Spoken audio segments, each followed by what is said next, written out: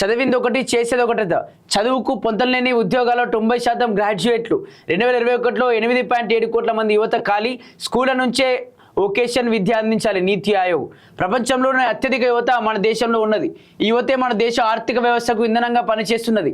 ఈ యువత మన అసెట్ అని ఊదరగొడతారు, కానీ ఈ యువతను సరైన మార్గంలో ఉపయోగించి ఆర్థిక వ్యవస్థ వృద్ధికి ఉపయోగించడంలో ప్రభుత్వాలు ఇంకా సక్సెస్ కాలేదని కేంద్ర ప్రభుత్వానికి చెందిన నీతి ఆయోగ్ నివేదిక స్పష్టం చేసిందట. 2014-15 నుంచి 7.67 కోట్ల మంది యువతను ప్రభుత్వాలు నైపుణ్య శిక్షలు ఇచ్చినది.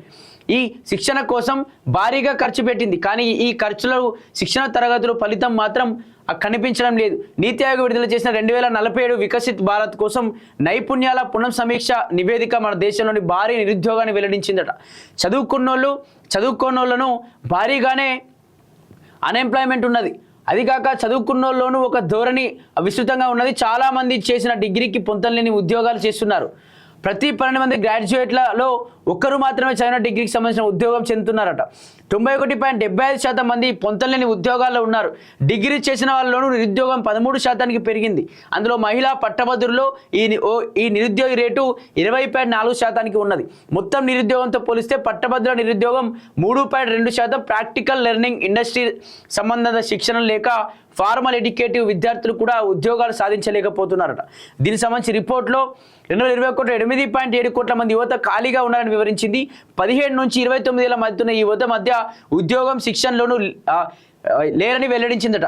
మహిళల పరిస్థితి మరింత దారుణంగా ఉన్నది. కేవలం 3% మంది మహిళలు మాత్రమే సంఘటిత రంగాల్లో ఉద్యోగాలు చేస్తుంటే 71% మంది అసంఘటిత రంగాల్లో లేదా నీట్ విద్యా ఉద్యోగ శిక్షణ లేని కేటగిరీలో ఉన్నారని కూడా ఇక్కడ సమర్పించిందట. అదేవిధంగా డిగ్రీలతో ఉద్యోగాలు రావు. దశాబ్దాలుగా వస్తున్న డిగ్రీ కోర్సుల్లోనే అంటే జనరల్ కోర్సులోనే ఇప్పటికీ ఎక్కువ మంది విద్యార్థులు చేరుతున్నారు. మన దేశంలోని BA, BSc, BCom పట్ట భద్రులే అత్యధికంగా ఉన్నారు. 3.4 కోట్ల మంది డిగ్రీ కోర్సులో చేరితే అందులో ఒక BAలోనే 1.13 కోట్లు చేరుతున్నారు. BA, BSc, BCom ఈ కోర్సులను కలుపుకుంటే వీరి సంఖ్య 2 కోట్లు మించుతున్నది. కానీ డిగ్రీ కోర్సులు ఉద్యోగాలు సంపాదించడానికి పెద్ద ఉపయోగపడడం లేదు. మార్కెట్లో ఉద్యోగాలను సరైన నైపుణ్యాలను ఈ డిగ్రీలు అందించడం లేదు. 2024 నవంబర్ నుంచి 2025 జూలై మధ్యలో 55,000 ప్రభుత్వ ఉద్యోగాల కోసం 1.86 కోట్ల దరఖాస్తులు వచ్చాయట. అంటే ఒక పోస్టుకు సుమారు 340 మంది పోటీ పడ్డారు. ప్రభుత్వ ఉద్యోగాలపై ఉన్న గట్టి పోటీకి ఇది నిదర్శనంగా గతంలో మనం రూపాయలు వేల కోట్లు ఖర్చు పెట్టాం. 7.67 కోట్ల మందికి నైపుణ్య శిక్షణ అందించాం. ఏమైనా మారిందా? నేర్చుకున్న వారి భవిత ఏ మేరకు మారింది? మేధావి స్కిల్స్ యూనివర్సిటీ ఫౌండర్ ప్రవేశ్ దుదాని అడిగారు. ఆ ప్రెజెంటివ్ సిస్టమ్స్ మెయిన్ స్ట్రీమ్లోకి తేవాలి, పని ఆధారిత డిగ్రీలు తేవాలి. మన దేశ యువత ఒక అసెట్గా మారాలంటే ఎక్కువ మంది గ్రాడ్యుయేట్లను తయారు చేయాలని చెప్పేసి కూడా ఉద్యోగాలు చేయడానికి సంసిద్ధతను, విలువను స్పష్టంగా సమర్థులు, కొత్త మార్పులు అందిపుచ్చుకొని పురోగమించగలిగేలా తయారు చేయాలంటూ కూడా వివరించారట. దీనికి సంబంధించి చాలామంది అంటే 2021లో 8.7 కోట్ల మంది యువత ఖాళీగా ఉన్నారట. నిజంగా 90% మంది ఇక్కడ యువతలో దేశవ్యాప్తంగా చూసుకున్నట్టయితే యువతలో 90% మంది యువతలో వాళ్ళు చదువుకున్నటువంటి చదువుకి ఉద్యోగానికి అసలు పొంతం లేదట. చాలామంది కూడా ఎక్కువగా ఆ డిగ్రీలు చేశారట. ఈ డిగ్రీలలో ఎక్కువగా BA, BCom, BSc సంబంధించిన కోర్సులు చేశారట. ఈ చదివినటువంటి కోర్సులో అసలు ఎటువంటి ఉపయోగం లేదట. ఓన్లీ వాళ్ళ యొక్క జీవితం గురించి తెలుసుకోవడానికి, సమాజం గురించి నేర్చుకోవడానికి మాత్రమే చదువుకున్నారు తప్ప, కొంచెం మెచ్యూరిటీ లెవెల్స్ కోసం చదువుకున్నారు తప్ప ఇందులో ఉద్యోగాలు వచ్చేటువంటి పరిస్థితి లేదు. 90% మందికి అసలు ఉద్యోగాలకు చదువుకు సంబంధం ఏమి ఉండట్లేదు. నిజంగా మనం చాలాసార్లు చూస్తూ ఉన్నాం. అతను ఇంజనీరింగ్ చేసిన, పాలిటెక్ చేసిన, BA, BCom, BSc, BTech ఏ చదువు చదివినా కూడా ఆ వ్యక్తులు వాళ్ళ ఉద్యోగానికి సంబంధం లేకుండా పనిచేస్తూ ఉన్నారు. వాళ్ళు సాఫ్ట్వేర్ చదివినటువంటి వ్యక్తి సాఫ్ట్వేర్ ఉద్యోగం రాకుండా యూబర్ కొట్టుకొని బతుకుతూ ఉన్నాడు, హైదరాబాద్లో ర్యాపిడో కొట్టుకొని బతుకుతూ ఉన్నాడు. అదేవిధంగా చాలామంది వాళ్ళ యొక్క ఉపాధి కోసం సొంతగా ఏదో ఒక హోటల్ పెట్టుకొని నడుపుతూ ఉన్నారు. ఎంత చదివి వాళ్ళ యొక్క చదువుకున్నటువంటి అవన్నీ ఏవైతే ఉంటాయో అవన్నీ కూడా పెట్టుకొని ఒక దగ్గర వాళ్ళ యొక్క పెట్టెలో కావచ్చు, ఫైల్స్లో పెట్టుకొని రకరకాల ఇంకా జాబ్ల కోసం సర్చింగ్ చేస్తూనే ఉన్నారు. ఇక్కడ చాలామంది ఏదో జాబ్ వస్తుంది, గవర్నమెంట్ జాబ్ కొట్టబోతున్నాను అనుకునేటువంటి వ్యక్తి సమోసాలు అమ్ముకోవడం, లేకపోతే రకరకాల వ్యాపారాలు, బిజినెస్ దిగుతూ ఉన్నారు. నిజంగా చదివి వృధానేనా అనిపిస్తూ ఉంది. రాష్ట్రంలోకి వచ్చేసరికి 2 కోట్ల ఉద్యోగాలు ఇస్తా అని చెప్పేసి బీజేపీ మోసం చేసింది. అదేవిధంగా రాష్ట్ర ప్రభుత్వానికి వచ్చేసరికి మేము 2 లక్షల ఉద్యోగాలు ఇస్తామని చెప్పేసి ఇక్కడ కాంగ్రెస్ పార్టీ మోసం చేసింది. మోసం చేయడమే కాకుండా అసలు ఈ పోరాటం చేస్తున్న వాళ్ళు అడిగే ప్రభుత్వాన్ని క్వశ్చన్ చేసే వాళ్ళు ఎవరు ఇందులో నిరుద్యోగులు ఎవరు లేదు, అసలు వీళ్ళు ఎప్పుడు కూడా ఏ ఎగ్జామ్ కూడా ప్రిపేర్ కావట్లేదు, రాయలేదు అంటూ కూడా రకరకాలుగా మాట్లాడుతున్న పరిస్థితి మనం చూసినాం. నిజంగా మీరు ఉద్యోగాలు ఇవ్వకపోతే వాళ్ళు ఏ విధంగా ఉద్యోగాలు వస్తే వాళ్ళు ఏ విధంగా ఉద్యోగస్తులు అవుతారు? మీరు ఉద్యోగాలు ఇవ్వకపోతే సమోసాలు అమ్ముకునేటువంటి పరిస్థితి ఎందుకు వస్తూ ఉంది? కొంతమంది ఎంపీ రఘునందన్ రావు లాంటి ఎంపీలు ఏం మాట్లాడతారంటే అందరూ ఆ ప్రభుత్వ ఉద్యోగాలు అంటే ఇవ్వలేరు కదా, కొందరు ఆ సమోసాలమైన బతకొచ్చు రకరకాల మాట్లాడుతూ ఉన్నారు. మరి ఎందుకు మీరు మంత్రి పదవి చేస్తున్న సమోసాలు మీరు కూడా అమ్ముకోవచ్చు కదా అంటూ కూడా నిరుద్యోగులు పెద్ద ఎత్తున క్వశ్చన్ కూడా చేశారు.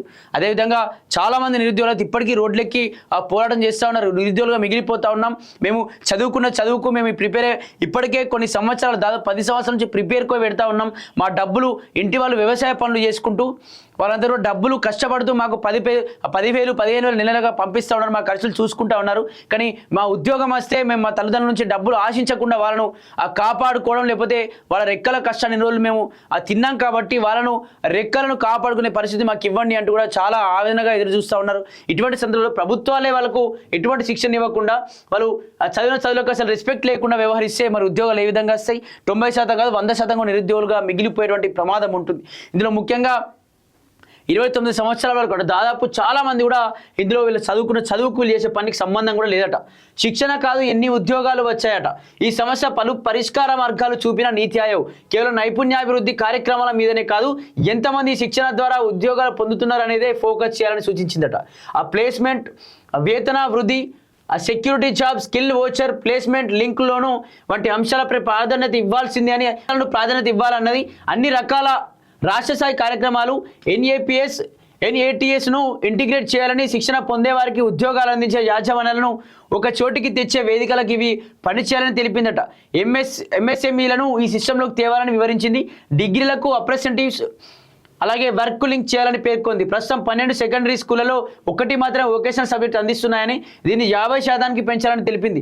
6 నుంచి 12వ తరగతిలో ఉద్యోగాలకు అవసరమైన నైపుణ్యాలు, entrepreneur skills, communication, digital skills పైన నిర్ణయం తీసుకోవాలని కూడా వెల్లడించారు. దీనికి సంబంధించి 12 సెకండరీ స్కూళ్ళలో అసలు వొకేషనల్ గ్రూప్స్ లేవట. దాదాపు వీళ్ళ కోన్లెట్ సబ్జెక్టు మాత్రమే నేర్పించకుండా భవిష్యత్తులో నైపుణ్యం నేర్పించాలి, జాబ్కు సంబంధించినటువంటి ఆ నైపుణ్యాన్ని నేర్పించాలి. అదే జాబ్కు సంబంధించినటువంటి అర్హతలు కూడా వాళ్ళకు చెప్పి వాళ్ళ చదువును అందించాలంటూ కూడా మాట్లాడుతారు. దీనికి సంబంధించి మరి చూడాలి, ఇప్పటికే దేశవ్యాప్తంగా నిరుద్యోగులు ఎక్కువైపోతూ ఉన్నారు. దానికి సంబంధించి నిరుద్యోగులు ఎక్కువైపోయిన క్షమంలో వీళ్ళందరూ కూడా ఈ కాక్రోచులుగా మారి కూడా ప్రభుత్వాలను కూడా ఆ పీకు తినటువంటి పరిస్థితులు వస్తాయి. కాబట్టి ఖచ్చితంగా ఇటువంటి వాళ్లకు ఆ ప్రభుత్వాలు కూడా ఈ నివేదికను ఖచ్చితంగా సీరియస్గా తీసుకొని అయితే ఈ నీతి ఆయోగ్ సంబంధించిన నివేదికను సీరియస్గా తీసుకొని ఎవరెవరు ఏం చదువుతా ఉన్నారు, చదువుకు సంబంధించిన ఉద్యోగాలు చేస్తూ ఉన్నారా? చాలామంది రాత్రుల్లో ఒకసారి రోడ్లెక్కి చూస్తే 12 నెలల వరకు స్విగ్గీలు, జొమాటోలు కొడుతున్నారు. చాలామంది ఇంజనీరింగ్, బీటెక్లు, బీకామ్లు, BAలు చేసినటువంటి చాలామంది పట్టాదారులందరూ కూడా వాళ్ళ పట్టాలు పట్టుకుని రోజు ఇంటర్వ్యూలు పోతూ పొద్దుంతా ఇంటర్వ్యూలో పోతూ నైట్ మొత్తం కూడా ఆ ఫుడ్ డెలివరీ చేసుకుంటూ వస్తున్న పరిస్థితులు మనం చూస్తున్నాం హైదరాబాద్ వేదికగా. ఒకసారి ఆలోచన చేయాలి, ఎందుకంటే యువతే భవిష్యత్ అని చెప్పి మాట్లాడుతుంటాం. యువతే ఫ్యూచర్ రాజకీయాలు, యువతే ఫ్యూచర్ భారతదేశం అని మాట్లాడుతూ ఉంటాం. కాబట్టి ఆ యువతను కాపాడేటువంటి ప్రయత్నాలు చేస్తే బాగుంటుంది, చేయకపోతే మాత్రం ఆ ప్రభుత్వాన్ని ఆగమయ్యేటువంటి పరిస్థితులు ఉంటాయి.